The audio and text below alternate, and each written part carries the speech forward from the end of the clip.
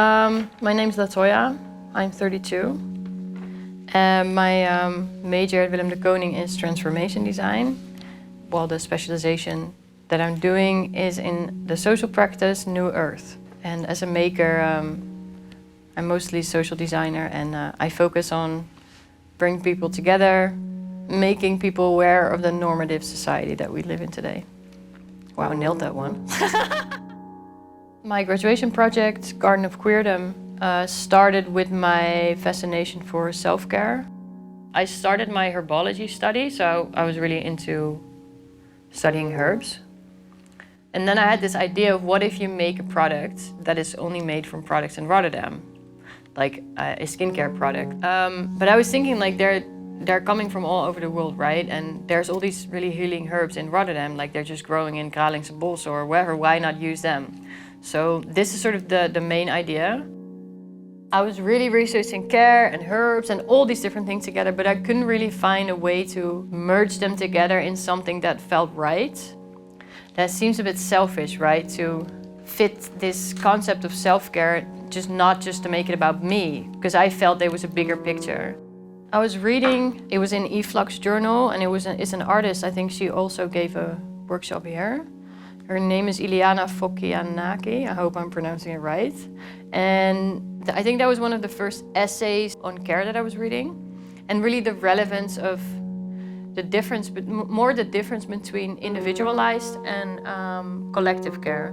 And then it just sort of, you know, on the internet you're going like one thing and then you're broadening out. And then I found all these other people, because she was also quoting people, right? And then those people, and then I just came into this like major world of like full-on feminists and activists and speakers and queer people. I was like, oh my God, yeah, should have been here all along. Community care was a really big part of this self-care, because it's not just about self. It's also because in this radical care, of course, like people of color and the queer community they always come up in this discussion about capitalization and heteronormativity and care and uncare. And radical care is more like an activist approach of looking at a care system that's not functioning. So at some point I was like, what am I doing? Like, my ideas are just not working out. This is not, how am I gonna find something that tells this story that I'm trying to tell? I knew what I was gonna say and how it was gonna feel, and that I wanted people to come together and maybe a workshop, but I was sort of stuck. I was thinking, oh, I can't do it anymore. And the worst moment for me was when I was with COVID and I was at home and like day 10. And that was the day I was like, I don't know what I'm doing anymore. What am I doing? That was just all I was thinking, like, I don't know, what am I doing? Yeah, so at that point I was like, oh, what did I start? Why couldn't I just do something simple?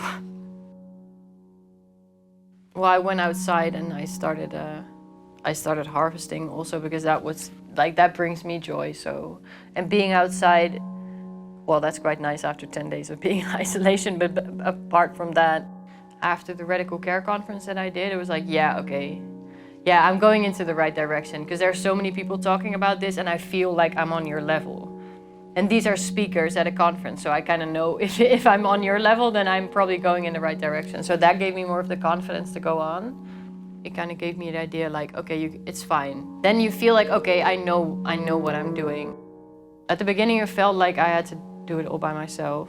And then working together with Mandy and Jake, that really changed it as well. When we actually started to sort of draw things, and Jake was drawing things and Mandy was coming up with all these ideas, and then it really became something, made it more real, I guess. We had the possibility to give a workshop at Worm. And that's really when I was like, oh fuck, this is really going somewhere. Like, this is really turning out to be like a real project. Not just, I don't want to seem degrading about everything I did before, but not just an art academy project when you think of something and then you don't actually end up doing anything with it, right? You're just making a concept, or you're making something and then you toss it aside and then it's done. This was like, no, we have something here. Yeah. If you come in, then I think at first you read the poster, because then you sort of get an idea of the project, and it describes the 4 elements that are in the project. So the do-it-yourself care package with the kerosene, then the map of Rotterdam, and then the workshops. Then you probably watch the documentary while you're also like looking at the product. And you can go through the zine, you can flip through the zine and maybe pick up the Queer Garden sign. It's a really cute little pink garden sign, so that's very cool. And then workshops, you can register for the workshop. So I think that's sort of how you go through the exhibition.